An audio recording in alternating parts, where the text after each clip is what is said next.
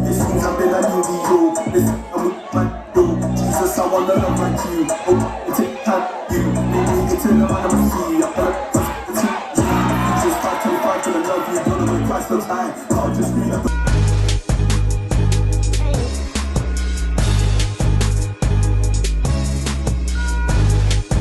Thank you for your time, and maybe we can begin with the beginning of your name. Tell us who you are and what you do. My government name is Meak Santima Loboko, but yeah, you can call me Shak Santima, and I am a gospel artist. So, according to my understanding, you were born and raised in the Democratic Republic of Congo. When did you come here? And tell us about your life stories from then to here. So I was born in Congo. I can't lie, I don't really remember much. I was young. Me and my mum moved to France. From France, me and my mum moved to London, from London to Birmingham, from Birmingham to Cardiff. So I would say, even though I was born in Congo, but I was raised in Cardiff, in Wales. And then obviously from Wales, I went to Swansea for my first year uni. Then I transferred to London to reset, basically, to go to a different uni, to do a different course. And then when I graduated, I ended up settling in London. Congo, that's where you're from. I believe they speak French, Lingala, and Swahili. Do you speak either of those languages? Je parle français. So I speak French and Lingala. I'm not going to say that my French and Lingala is perfect because I lost it. When I was younger, I spoke it fluently, but as I started to learn English, I kind of drifted away. But I'm trying my best to drift back. So, nalobaka na betaka Lingala, moi mukie, et j'essaie à parler français, you know. But yeah. Swahili, no, I can't lie to you. I got family members that can speak it for me myself. Yeah, it's a miss. What could you tell us about Congo, what you know about what's going on there, and tell us a little bit of a cultural and social backdrop, if you may, about what's going on? In terms of what's going on politically, just like a lot of African countries, a lot of corruption. Just a lot of problems there, like politically. I can't lie to you, I'm not very much in tune with politics too tough. But, I do. My mum will say to me, she'll basically let me know when is good time to go back. Like if I ever wanted to go Congo, she'll be able to know, if it's safe to be able to go there. But there's always something going on in Congo. There's always something going on in Africa in general. But the ins and out in terms of politics, I can't lie, I'm not in tune still. Yeah, obviously we're a music page, so obviously we're not going to get into that. But I'm curious, is that one of the reasons why your family moved there, because of the conditions there? I don't, that's a good question, but I just feel like it was one of those things that, everyone wants to come here at some point to see how life is here in terms of opportunities, in terms of schooling. Because obviously back in, Africa, we pay for school, everything is, you have to pay for everything, and healthcare and all of that stuff. So it was more kind of a thing of to get better opportunities, to give me a better life here. But the aim and the goal for, our parents is always to go back eventually when they've done what they needed to do. And, their kids have become successful, they've become successful, they'll go back. And obviously my aim is whatever God blesses me, here, that I'm able to, bless Congo with as well in the near future. But yeah. The Congolese culture does influence your artistry. I mean, I hear you like to shake a leg a bit in the studio. Could you tell us about that? Congolese is very big on dance. They're called, Ndombolo, the Waistline Warriors, Kaju, Koyibiko, all of that stuff. But we're just vibes, like Congolese people. We're all about, our language. We're all about dance. It's good to see a lot of Congolese community like just banding together more, because we're very comedic, people. Like we're very funny and comedic people. But yeah, just definitely the culture influences my music. Obviously, I want to incorporate the fact that I'm a proud Congolese man, because growing up, being African wasn't the vibe. Nobody rated Africans, nobody rated black. So now it's totally different. Yeah, it's different now. We're taking over like globally now. Afrobeats and all that, and hopefully we can get more of the Congo vibe. So from Congo, then you moved to Cardiff. So what's Cardiff like? Cardiff is like it's a quiet city. It's a small city. It's peaceful. It's quiet. Obviously, growing up in Cardiff, I've had my good and bad. I've had obviously experiences with racism, being bullied.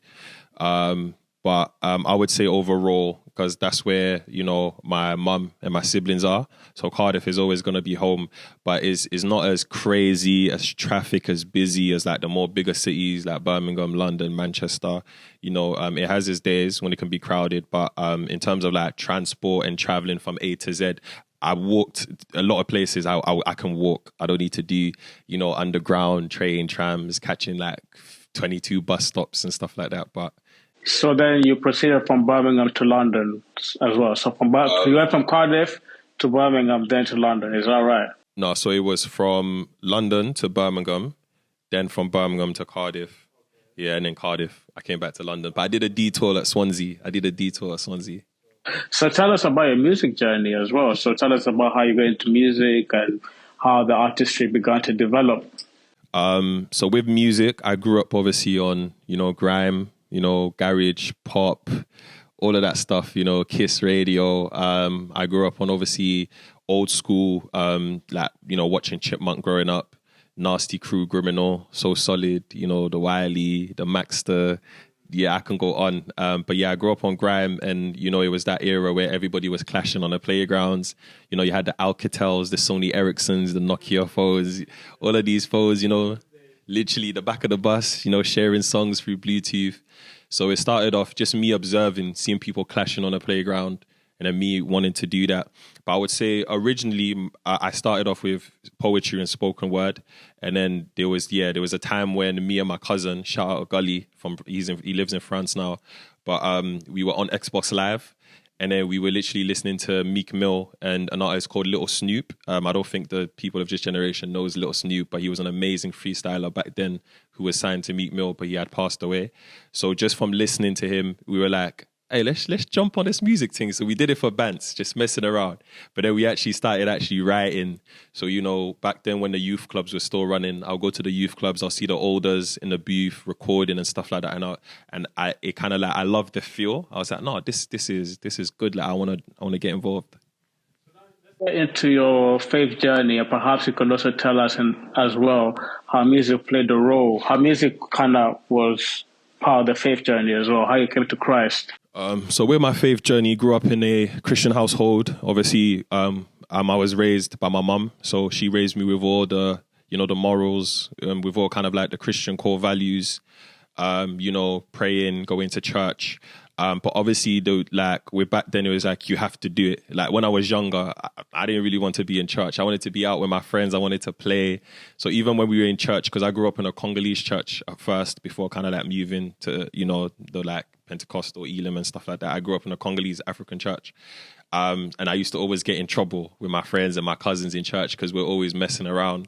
We didn't want to sit still because we were young. So the older that I got, there was a time where my mum could see sometimes I was a bit nonchalant and didn't really bother much with my faith. So she basically kind of pushed me and said to me, like, it's your own initiative.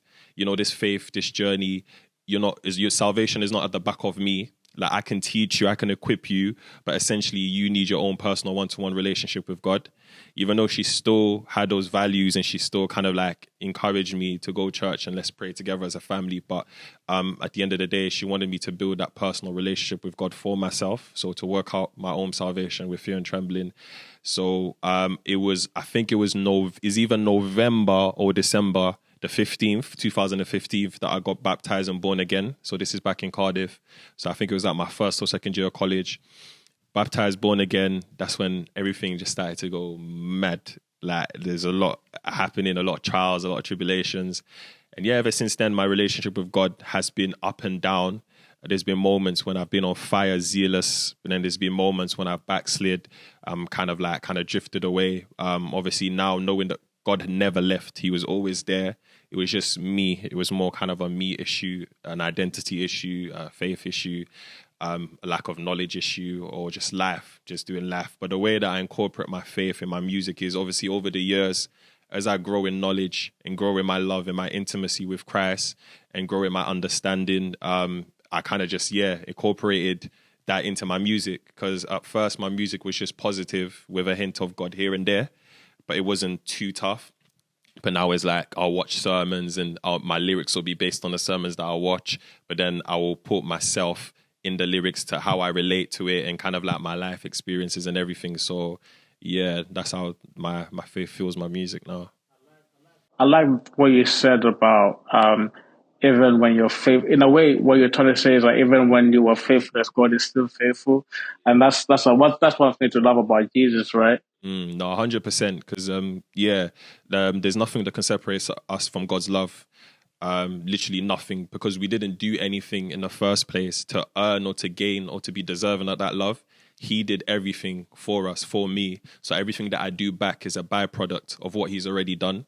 So he doesn't need me to do anything, but I partner with him to show that, I'm for him, that, I do willingly want him, because God doesn't force us to love him or to follow him. He gives us the choice to submit willingly. And, that's why I did. So even the times when I was away, he's just there. I know that he was, like, obviously back then I didn't know, but now I know that he was always waiting for me with his arms open to embrace me back.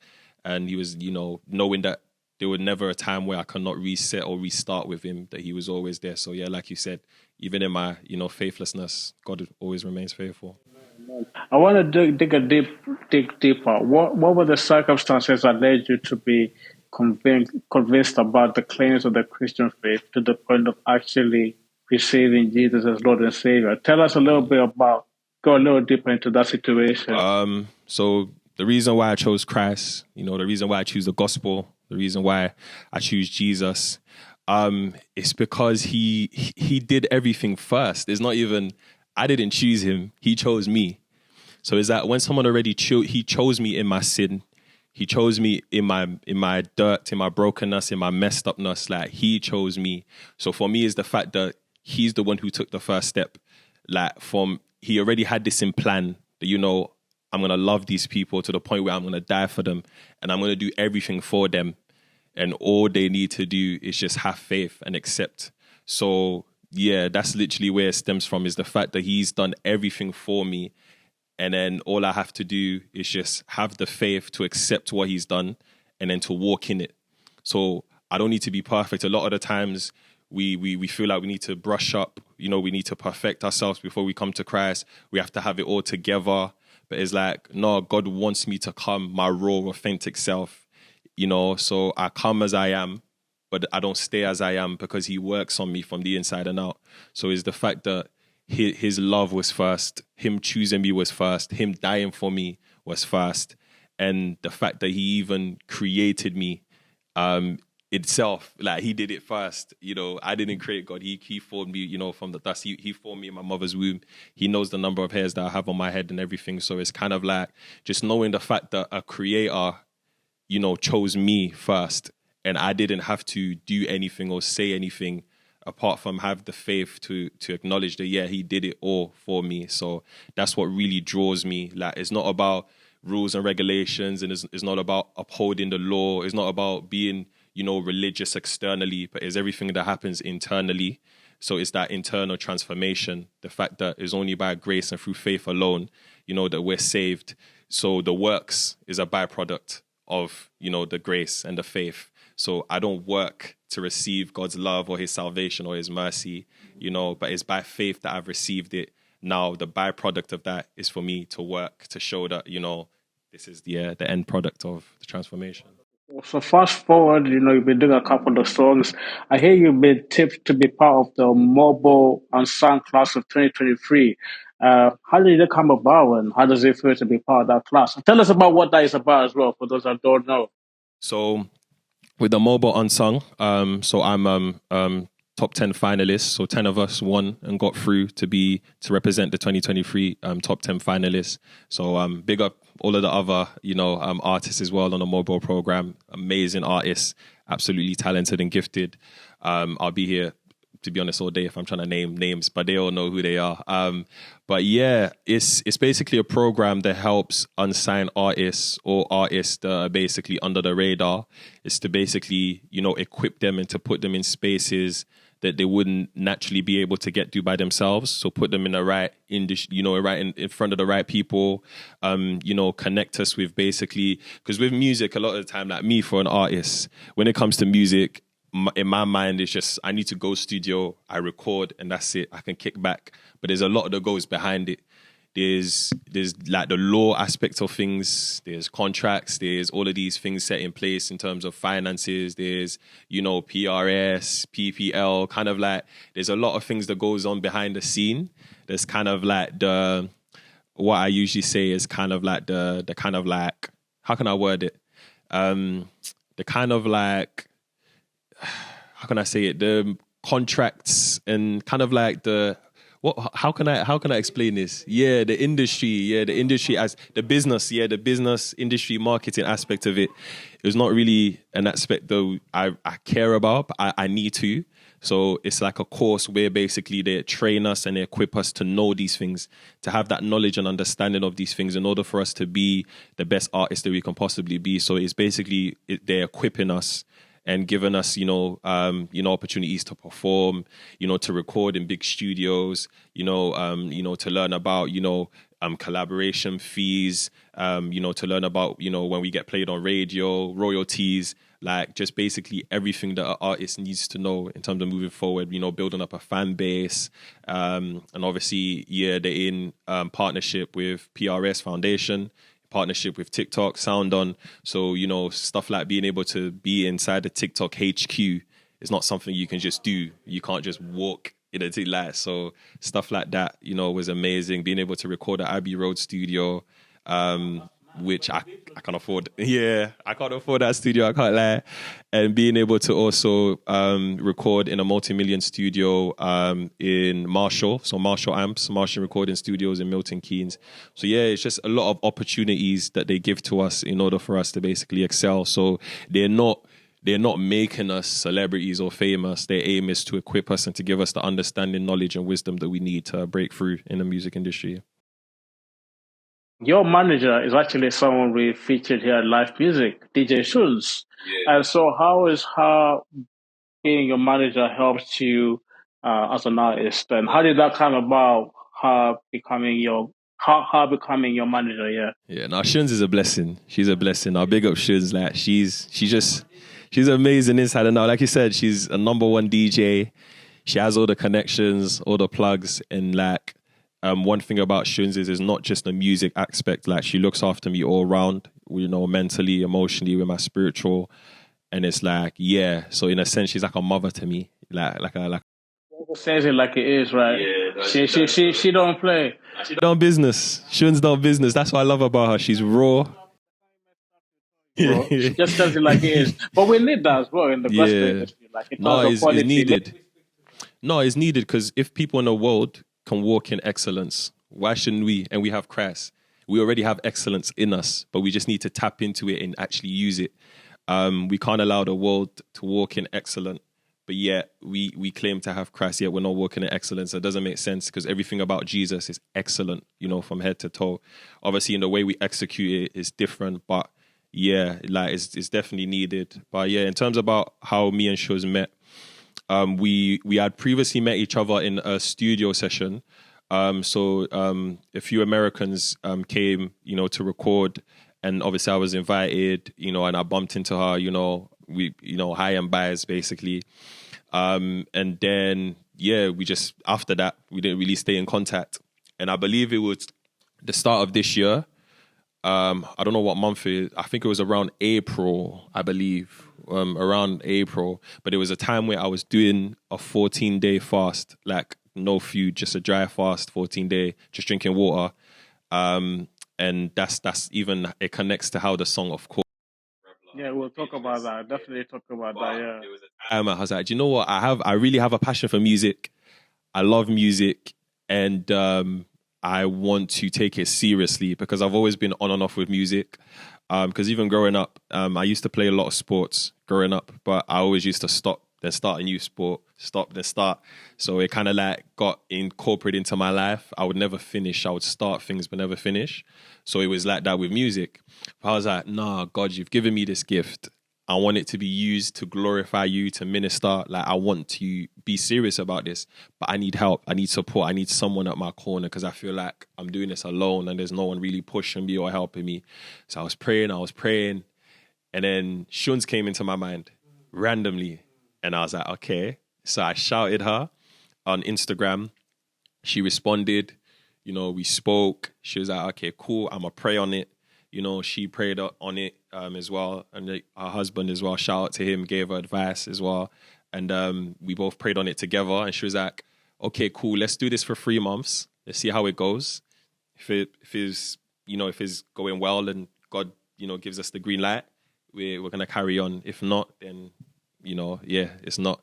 But yeah, and look at everything that she's been able to accomplish, like mobiles and just everything that's happening around that, the breakthroughs, so yeah, that's literally how me and her. Being a quality DJ as well. Yeah, exactly. I mean, to be a DJ for Lecrae, I mean, that's... And that's big up shoes though, Lecrae, that's big one. O2 in it. That's big. And Holland, I think. Yeah. Yeah, big up. She's all rounder. That's why I don't like it when people are now asking for her to manage them. Like, I don't like sharing, you get me? But I'm a Christian. Sharing is caring, so it's calm. So we've talked a lot about your story, but tell us about your style and your content. So break down what your style is, what your unique style is as an artist, but also the content side as well. In terms of my unique style, a lot of people like to put me in the gospel drill, but with me, I'm just an all-rounder. Give me any beat. It can be pop, it can be rock, it could be any beat, drill, Jersey, and then, we're working on a couple gospel Jersey stuff, Afro beat, Afro swing. Some of these categories I've never done, but I'm learning to be an all-rounder because I just want to be able to attack every and any kind of instrumental, real rap, the kind of conscious ones, the deeper ones.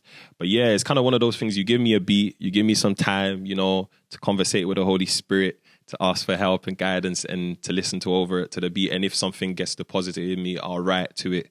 So I feel like, I'm just an artist who's an all-rounder.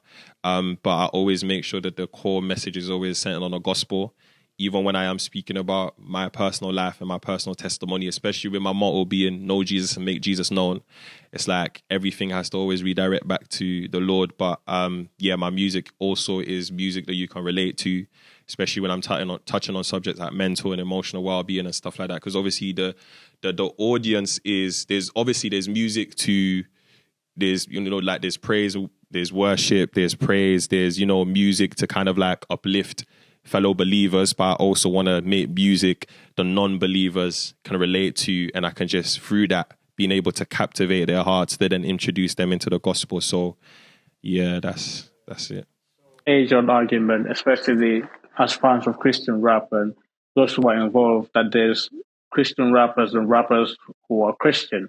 Now, I don't know what category you would put, but I say listening to your songs, you're very explicit about the gospel message and Jesus.